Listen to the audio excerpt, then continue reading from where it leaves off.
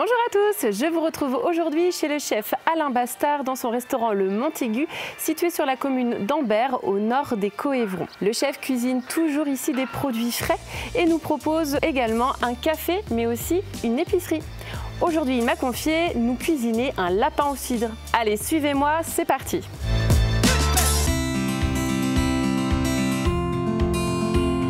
Bonjour Alain. Bonjour Angélique. Tout d'abord, merci de nous accueillir dans ta cuisine. De rien, ça me fait plaisir. C'est très gentil. Il paraît qu'on cuisine aujourd'hui un lapin au cidre. Tout à fait. Donc un lapin 1,6 kg environ. Oui. Nous avons les légumes anciens. On a carottes, navets et rutabaga. De l'oignon, de l'ail, du laurier et de la poitrine fumée. Du sel, du poivre, du miel, du saindoux, parce qu'à l'époque c'était beaucoup la graisse de porc. Exactement. Et du cidre, cidre artisanal. Alors je suis sûre que la première étape, ça va consister à couper le lapin. Couper le lapin. Je garde bien le rognon et le foie. C'est voyons que tu as fait ça hyper rapidement, félicitations. Et alors du coup, qu'est-ce que tu vas en faire ce lapin? Le lapin, on va le mettre à dorer. On met un peu de saindoux. Tu mets du saindoux. Ah ouais, donc tu as mis... ok. On va pouvoir mettre nos morceaux. Donc là... Le navet. Donc les navets, rutabaga. Allez, vas-y, je me lance. Vas-y, Amel. Ah oui. Je suis restée coincée avec Tu veux t'attaquer aux carottes? Ah ouais. Je pense que tu peux dire à tout le monde que tu m'as laissé un plus mauvais couteau quand même. Eh bien moi, tu vois, ce plat-là, ça me fait penser exactement à ce que mangeaient les ouvriers au 19e siècle. Et au 19e siècle, des ouvriers notamment, il y en avait beaucoup dans les fours à chaud, dans les Coëvrons. Alors ce que je vous propose, c'est qu'on aille rencontrer Julie, qui va nous accueillir au four à chaud, pour nous expliquer un petit peu plus comment fonctionne un four à chaud.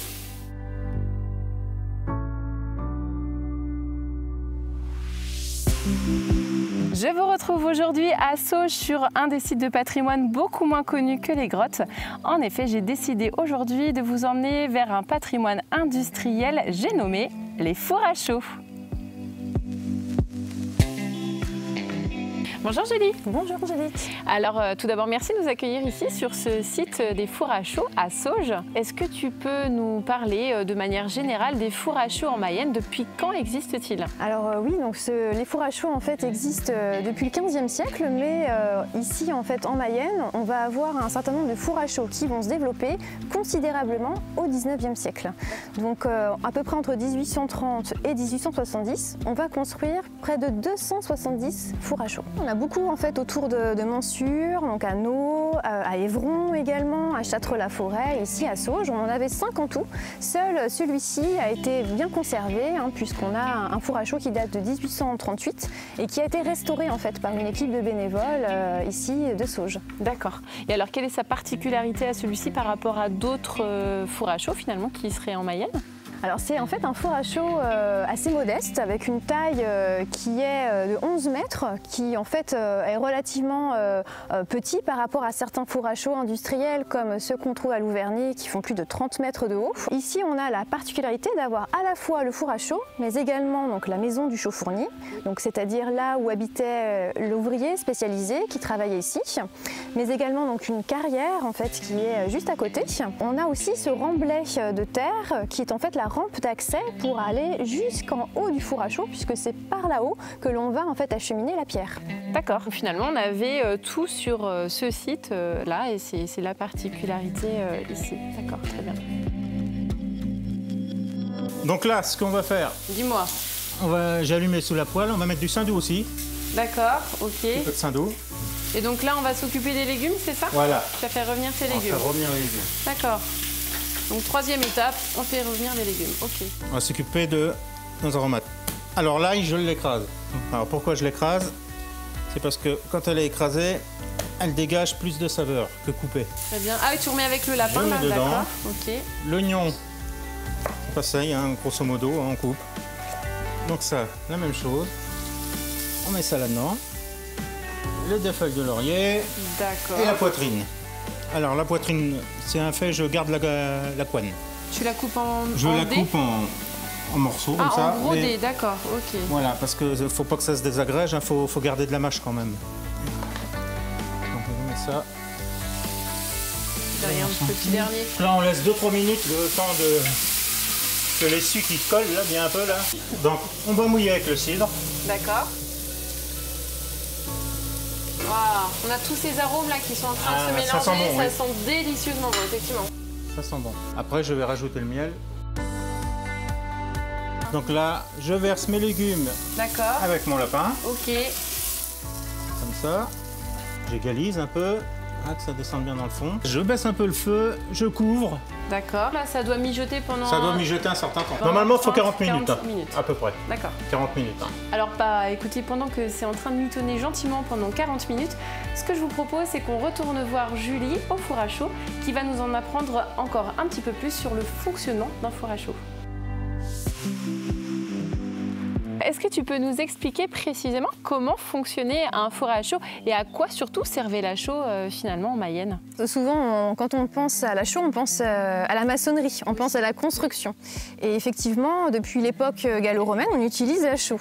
Alors là, pour la Mayenne, on va dire que ce n'est pas vraiment l'utilité qui va être développée, c'est plutôt en fait en lien avec la production agricole. Ça peut paraître assez étonnant, mais quand on répand de la chaux sur des terres, on se rend compte qu'elle va neutraliser l'acidité des sols et on va avoir un meilleur rendement des cultures. Et donc en Mayenne, c'est d'autant plus important puisque on a justement des terres pas du tout fertiles et on va laisser même en jachère un certain nombre de terres plusieurs années de suite pour qu'elles soient de nouveau cultivables. Donc ça va être une révolution agricole d'avoir en fait cette chaux qu'on va pouvoir ainsi répandre sur ces terres. Et alors jusqu'à quelle période est-ce qu'on a utilisé la chaux Alors en fait, on l'utilise en fait jusque dans les années 1920, donc jusqu'à la Première Guerre mondiale à peu près. D'accord. Et ensuite ça va être détrôné par l'engrais chimique.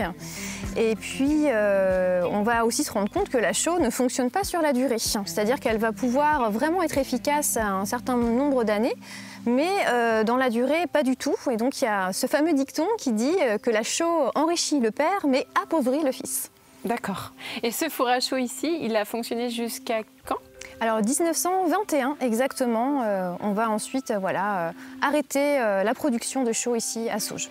Est-ce que tu peux nous dire également comment on fonctionne le four à chaux ?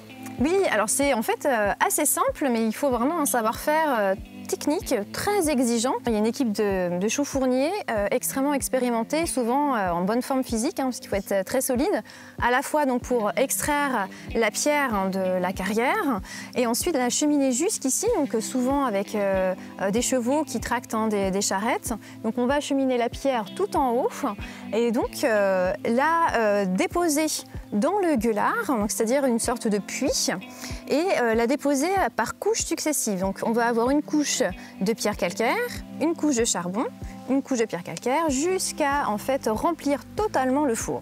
Ensuite, on va en fait allumer le feu juste ici, dans un des ébraisoirs que l'on voit devant nous. Oui. Et donc, une fois que le feu est allumé, la cuisson va être très lente, mais à haute température. Vraiment, c'est le secret de la combustion du calcaire, c'est entre 900 et 1200 degrés. D'où l'exigence de ce métier de chauffournier, c'est de vraiment être tout le temps attentionné, puisque jour et nuit, il faut que le four puisse avoir une température similaire. Donc ça reste à la même température. Voilà. Et pendant combien de jours, du coup, on fait ça ? Alors ça dépend de la taille du four, ça dépend également de la qualité de la pierre, mais en moyenne 3 jours. D'accord, donc je comprends vraiment pourquoi la maison du chauffournier était juste à côté. Il fallait qu'il se lève, j'imagine, jour et nuit, et raviver ce feu et continuer à mettre de la pierre aussi. Oui, c'est ça, alimenter le four. Alimenter tout à fait. Le four. D'accord, très bien. Et bien, écoute, en tout cas, un grand merci à toi pour toutes ces explications. Et de notre côté, on se retrouve en cuisine pour aller voir Alain, d'où en est sa recette de lapin. Bon, Angélique, après 40 minutes, voilà notre lapin. Super, et dans une belle marmite en plus. Une belle marmite en terre, exact. Comme ça se faisait beaucoup à l'époque. Waouh, super. Ils sont trop bons. On dit que quand ça sent bon, c'est bon. Ah oui, non, c'est sûr, là, j'ai pas de doute. On goûte ? On goûte, Angélique, c'est parti. C'est parti. Ça me fait penser au plat, tu sais, que me cuisinait ma grand-mère quand j'étais jeune. Ça se faisait beaucoup, ces plats-là, à l'époque. C'est trop bon. Et alors, dis-moi, comment t'es venue l'idée de ce plat ? Je ne savais pas trop sur quoi partir, et puis j'ai réfléchi et je me suis dit, à l'époque, je voulais partir sur soit une volaille, mais j'ai dit, ils vont faire de la volaille aussi, donc j'ai dit, pourquoi pas le lapin. Ça m'est venu comme ça, avec des vieux légumes, qui se faisaient à l'époque. Oui, et puis le lapin, finalement, c'est un peu oublié comme plat, quoi. C'est délicieux, Écoute, vraiment, bravo à toi. Merci beaucoup. Je reviendrai manger ici.